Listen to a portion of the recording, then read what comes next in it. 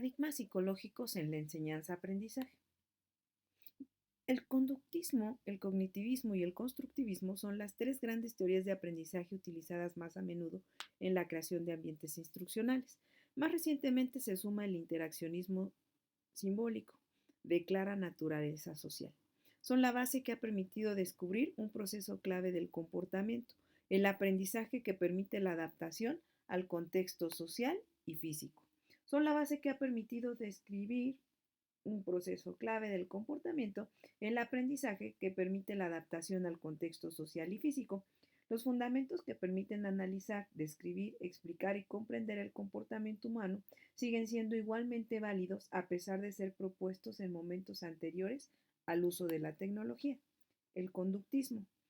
Psychology as the Behaviorist Views It, Watson menciona que el objeto de la psicología debe ser el comportamiento observable, el plano intrapsicológico, el mundo interior de la persona. Es visto como algo inaccesible metodológicamente y por lo tanto no se considera objeto de estudios. Los experimentos que los psicólogos conductistas condujeron eran metodológicamente muy rigurosos, de modo que su interés para medir la conducta ha aportado un muy buen análisis de aprendizaje asociativo.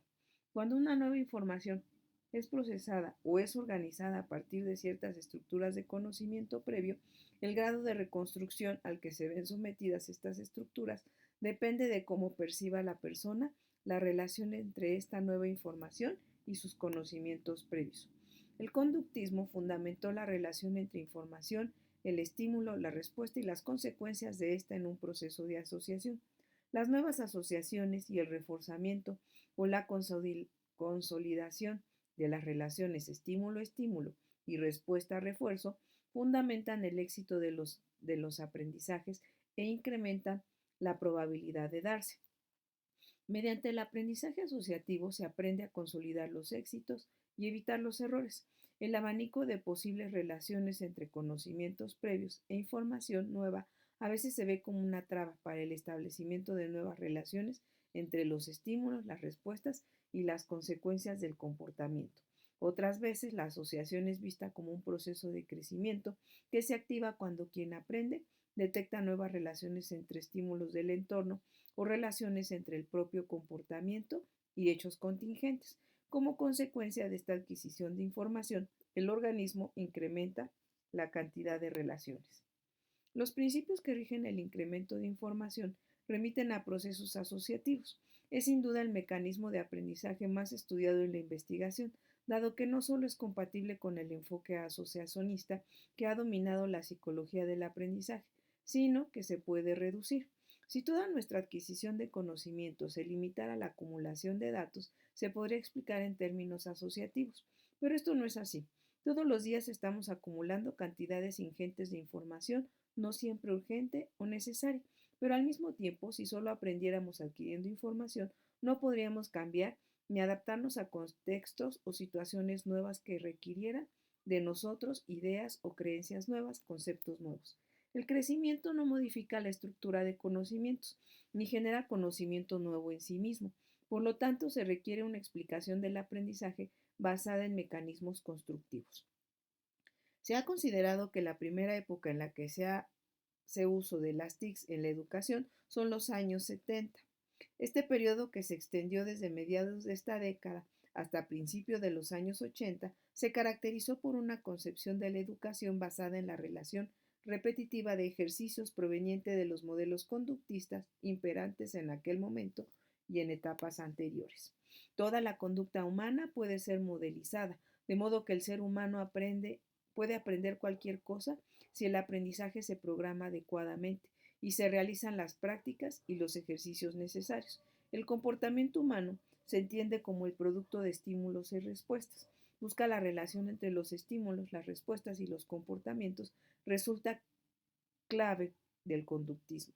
Si hay un cambio en el comportamiento, este se debe a los resultados de operaciones que deben ser las mismas, de manera que se establece una no distinción entre las personas, las emociones, las expectativas y las intenciones, entre otros aspectos.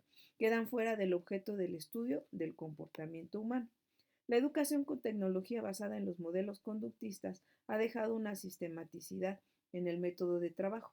El diseño de entornos y materiales descansa en parte en una concepción de estímulo-respuesta, en la que los alumnos deben ejecutar un comportamiento como producto de su aprendizaje.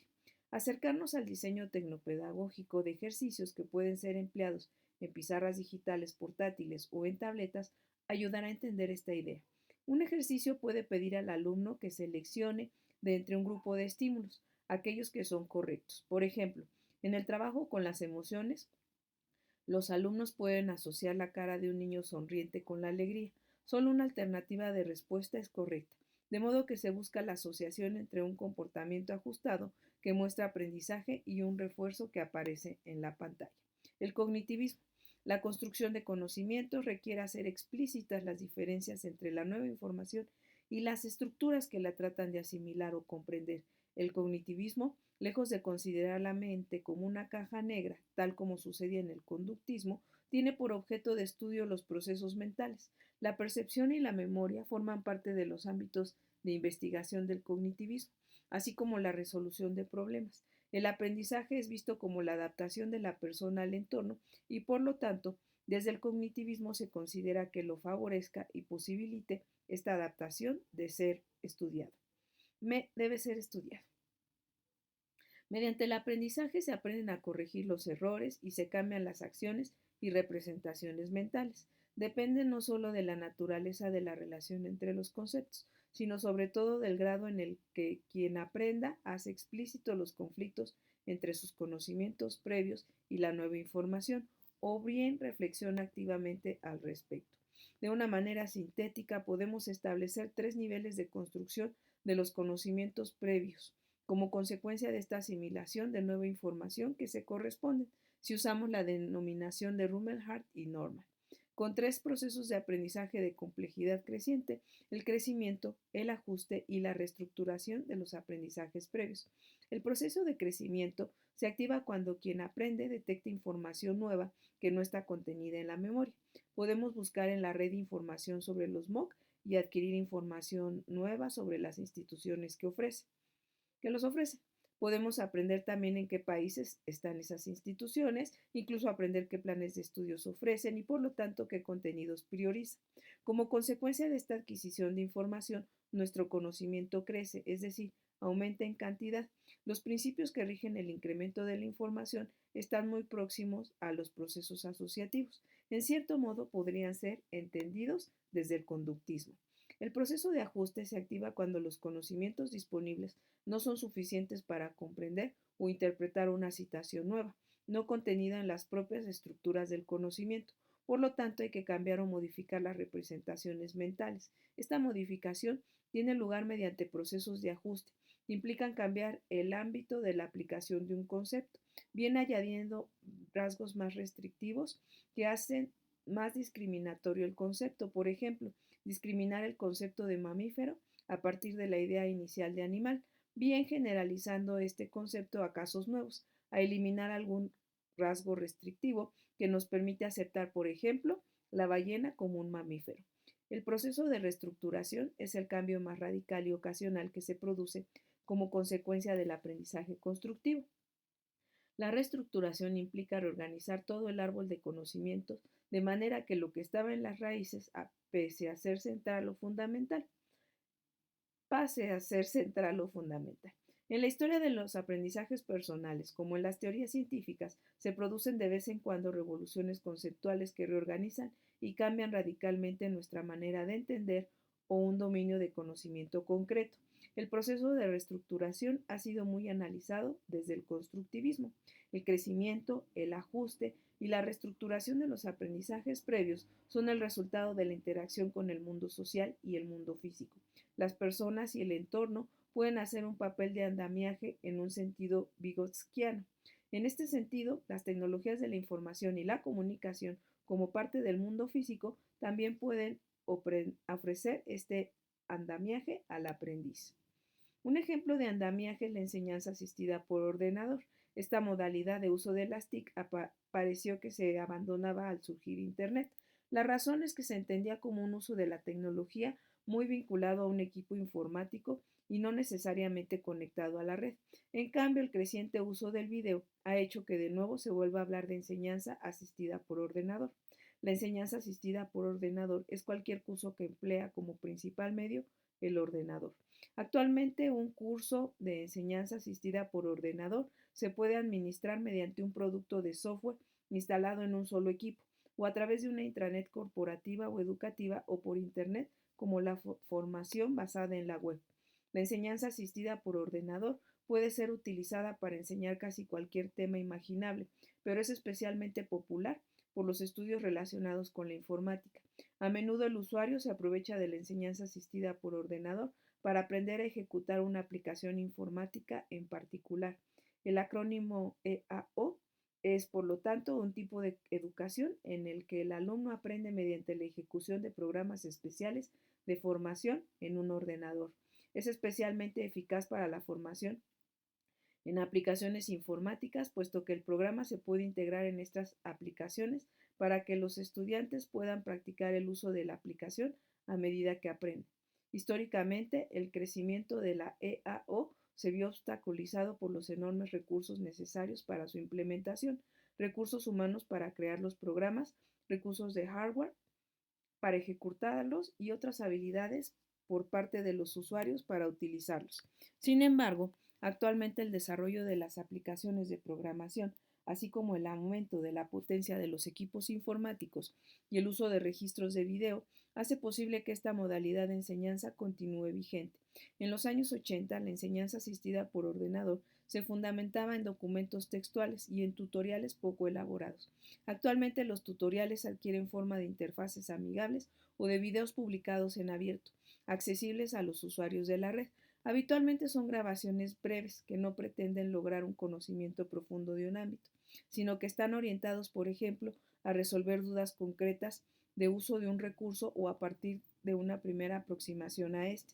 Por lo tanto, se mantiene la voluntad inicial de la enseñanza asistida por ordenador, donde la práctica del usuario con el recurso es la clave. El desarrollo de sistemas de comunicación de fibra óptica ha permitido la expansión en el ámbito educativo de sistemas de audio y video bidireccionales de alta calidad. A pesar de que no todos los usuarios pueden acceder a ellos, el ahorro y los beneficios a largo plazo de la tecnología son amplios. Actualmente los recursos que requiere la EAO están al alcance de los usuarios. Por ejemplo, para grabar un tutorial solo hace falta un contenido que dar a conocer, una cámara convencional y una cuenta de YouTube. A partir de aquí, serán los propios usuarios de la red quienes valorarán por medio de las visitas y los likes si el tutorial es informativo. Por el contrario, y volviendo a hacer historia de la educación a distancia, la enseñanza asistida por ordenador de los años 80 tiene el modelo subyacente de una concepción conductista y mecanicista del aprendizaje. La concepción que aún ahora está en la base de la EAO no se fundamenta en la planificación y las prácticas de enseñanza-aprendizaje. Ahora bien, actualmente la tecnología ofrece posibilidades de incorporación y enriquecimiento de los recursos técnicos y de los materiales de formación, pero a la vez permite construir representaciones de conocimiento poniéndolas al alcance de cualquier persona mediante una comunicación rica y completa. Cualquier usuario de la red puede convertirse en un instructor no profesional. Evidentemente, este hecho implica el riesgo de dar voz a personas que expresan contenidos desajustados o malinterpretados, pero también abre posibilidades a los docentes, que pueden ver en los tutoriales una vía para acercarse a sus estudiantes, ya sea empleando tutoriales ya existentes, creando sus propios registros o haciendo que los creen los estudiantes. El constructivismo. La reestructuración es un proceso, no un momento en el aprendizaje, y requiere práctica acumulada que haya fomentado la reflexión sobre el propio conocimiento. Posiblemente las primeras anomalías o deficiencias detectadas por medio de esta reflexión se resuelven por procesos de crecimiento o ajuste. Solo cuando estos fracasan se hace necesaria la reestructuración. Es poco frecuente y requiere procesos previos de crecimiento y ajuste, pero produce cambios sustanciales y duraderos en la persona, aunque restringidos al dominio del conocimiento en el que se produce. Este proceso de construcción gradual del conocimiento, desde el simple conocimiento, que resulta claramente compatible con los procesos de aprendizaje asociativo, dada su naturaleza acumulativa y escasamente organizativa hasta la reestructuración más profunda. Ha sido estudiado en varios dominios de conocimiento y con varios enfoques. Hay dos rasgos principales que merecen ser destacados en esta teoría. Se trata, si evocamos a Piaget, de un proceso equilibrado a medida que accedemos a niveles de construcción más complejos. El equilibrio entre conocimientos previos e información nueva es cada vez mayor. La psicología genética de Jean Piaget propone una inteligencia construida para resolver problemas de la práctica donde los mecanismos de asimilación y acomodación son clave. La asimilación se fundamenta en el hecho de que el crecimiento del conocimiento se produce a partir de la integración de la información en un esquema o estructura anterior. Esto implica que hay que considerar la actividad organizadora de la persona tan importante como las relaciones inherentes a los estímulos exteriores en la medida en que son asimilables a las estructuras ya construidas, estructuras que modificará y enriquecerá en función de las nuevas asimilaciones. La acomodación implica una modificación de la representación mental ante las demandas del entorno. Se hace necesaria no solo para que la persona se adapte al entorno, sino también para facilitar la coherencia entre las representaciones mentales. La disminución de la disonancia cognitiva es la responsable. El constructivismo, en su vertiente más social, está en deuda con las aportaciones de Lev Vygotsky. Aunque todo sistema cognitivo, el nuestro, pero también el de un sistema de cómputo artificial, el de un perro o el de un pez, dispone de algún nivel de regulación o control de su funcionamiento, no parece que los procesos de control de otras especies o sistemas cognitivos sean comparables a los que tenemos los humanos. Hasta donde sabemos, solo la mente humana como sistema de conocimiento dispone de una capacidad de regular explícita o intencionalmente sus propios procesos cognitivos, lo que podríamos denominar regulación metacognitiva de nuestro funcionamiento mental. No es usual que la mente humana, el único sistema capaz de autoprogramarse, de autocomplicarse, de reflexionar sobre sí mismo, de explicitar su propio funcionamiento, sea la máquina de aprender más potente que se conoce, no solo por el uso óptimo que hace de sus recursos limitados, sino también porque puede aprender de una manera más controlada y reflexiva que el resto de los sistemas que conocemos. Por otro lado, no debemos olvidar que estas formas más complejas de aprender no resultan fáciles, ni conducen siempre linealmente al éxito.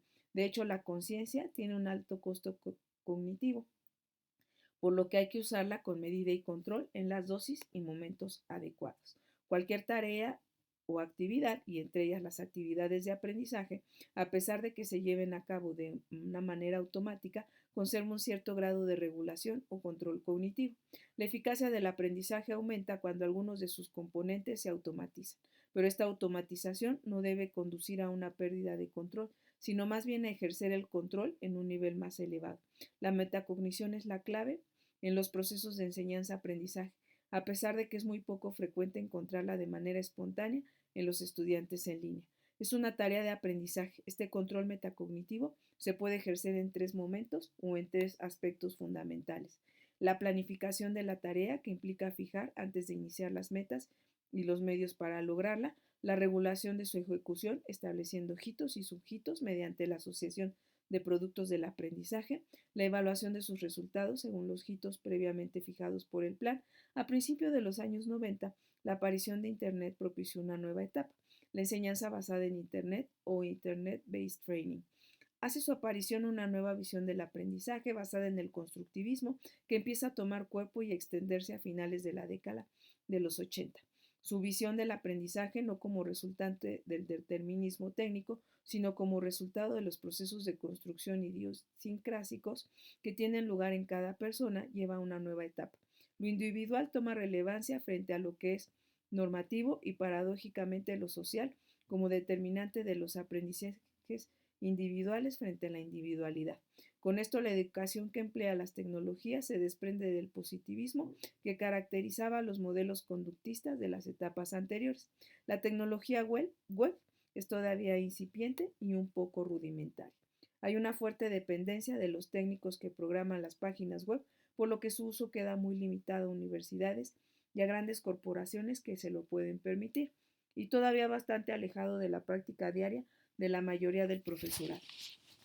Aparece ya la promesa de superación del tiempo y del espacio, aprender desde cualquier hora desde cualquier lugar a cualquier hora, eslogan que finalmente formará parte del nuevo ideario vinculado a Internet y sus aplicaciones educativas. A finales de los años 90 empieza a hacerse frecuente la comunicación por medio del Internet y surge la denominada etapa de aprendizaje flexible, basada en el uso interactivo multimedia, la comunicación basada en el ordenador y el uso de aplicaciones sobre Internet. Es una fase que también podría denominarse de enseñanza virtual, en la que aparecen los campus virtuales como herramienta para gestionar materiales de aprendizaje, comunicaciones entre estudiantes y docentes y poner a disposición del estudiante recursos para el aprendizaje. A la vez emerge el modelo Blended Learning, donde el uso de las tecnologías de la información y la comunicación también se integra en la presencialidad de forma complementaria. Los modelos pedagógicos basados en la combinación de enseñanza en línea y presencialidad se concreta. Es el inicio de la realidad de una promesa que hasta el momento estaba apuntada, la interactividad y con ella la posibilidad de que los estudiantes y los docentes mantengan una comunicación síncrona y asíncrona, un cambio fundamental. Los sistemas permiten las intervenciones y la retroalimentación, emulando de una manera cercana a la presencialidad, la relación entre estudiantes y profesores entre estudiantes. Por primera vez empiezan a abrirse posibilidades reales de construir escenarios de enseñanza completamente virtuales. El paradigma educativo vigente en esta época es el constructivismo, que sigue asociado al desarrollo de Internet y con el que comparte un fuerte nexo. Los dos representan la innovación.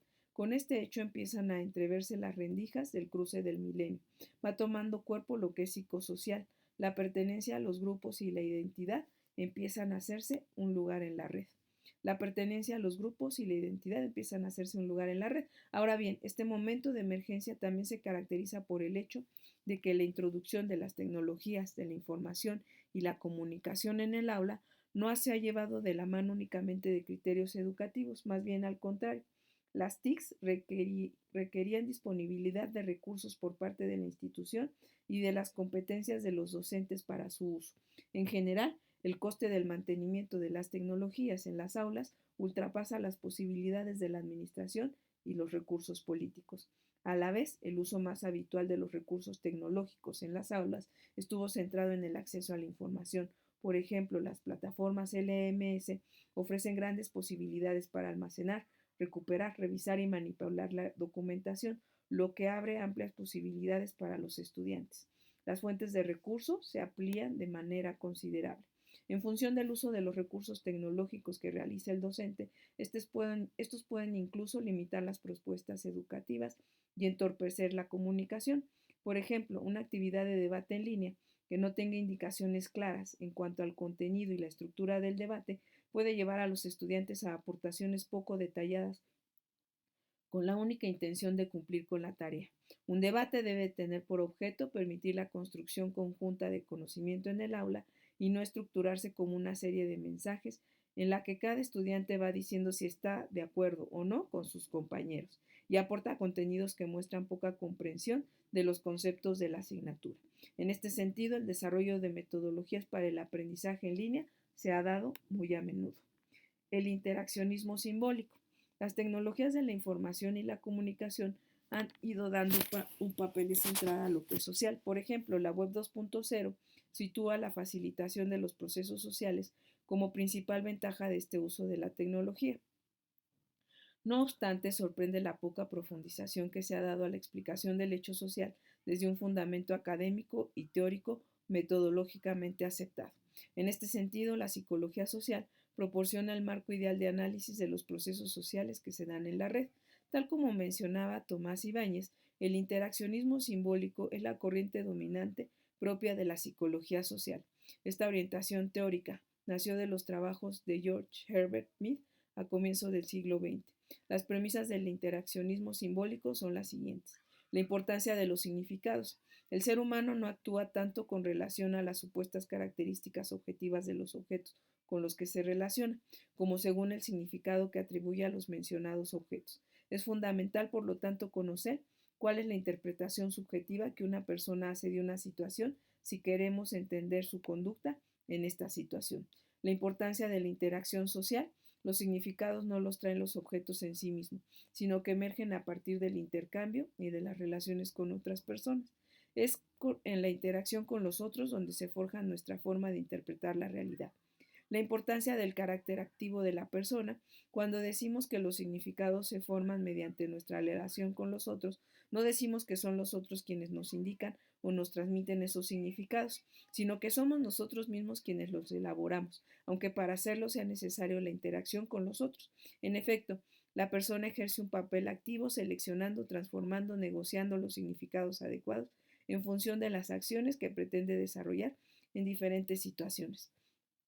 A partir de estos supuestos básicos, se han desarrollado en el pasado y se desarrollan actualmente muchas e interesantes investigaciones sobre una extensa gama de fenómenos psicosociales, como por ejemplo la construcción de la identidad social. En el marco de la psicología social, reseñaremos ahora tres orientaciones cuya influencia ha variado según las épocas: la orientación conductista, la orientación psicoanalítica y la orientación cognitiva.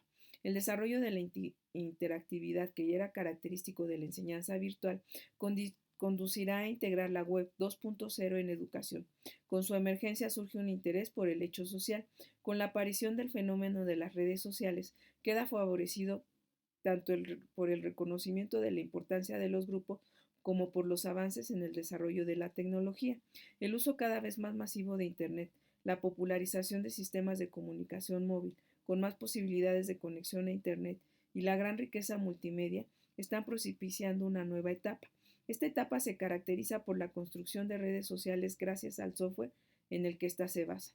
También hemos presenciado un incremento de contenidos y aplicaciones de libre acceso y abiertas que hacen posible la modificación y mejora por parte de cualquier usuario, lo que facilita y populariza cada vez el uso social de la tecnología. Las posibilidades interactivas y la participación están presentes en muchos recursos en abierto, de modo que la web 2.0 abre posibilidades de participación e interacción. Las interfaces, cada vez más simples y amigables, hacen que el uso de las tecnologías resulte popular. Aún así, esta aparente interacción tiene el riesgo de convertirse en un escaparate de individualidades, de manera que el docente debe velar porque el uso interactivo esté centrado en los contenidos y en las dinámicas favorecedoras del aprendizaje. También en los MOOC, la interacción tiene un papel relevante. Los MOOC permiten ampliar la presentación de contenidos utilizando diversidad de medios para editar y publicar texto y video, por ejemplo, en formato de grabaciones de sonido, mundos inmersivos o realidad aumentada. Por lo tanto, el término no define ni excluye cualquier tipo de interacción mediada. La necesaria escalabilidad a un bajo coste, así como la capacidad para utilizar y reutilizar, no sería posible utilizando cualquiera de los contextos educativos basados en el campus. El carácter masivo también puede proporcionar suficientes estudiantes, y algunos MOOC animan activamente a los grupos de estudio. Las descripciones y las explicaciones de cómo las personas se comportan en las redes sociales y también el uso que éstas se pueden hacer en la educación no ha avanzado en paralelo a la reflexión del hecho social. A menudo las explicaciones han sido dadas desde disciplinas académicas que no tienen por objeto de estudio el comportamiento humano, a pesar de que disciplinas como la psicología ofrece un marco inmejorable para explicar el comportamiento social. Algunos enfoques han partido de cero, procurando analizar el comportamiento en las redes sociales según el conocimiento cotidiano, o disciplinas que no tienen por objeto de estudio el comportamiento humano. Esto ha supuesto demasiado a menudo una comprensión escasa y un uso poco adecuado. El interaccionismo simbólico ofrece un marco adecuado para analizar el comportamiento social.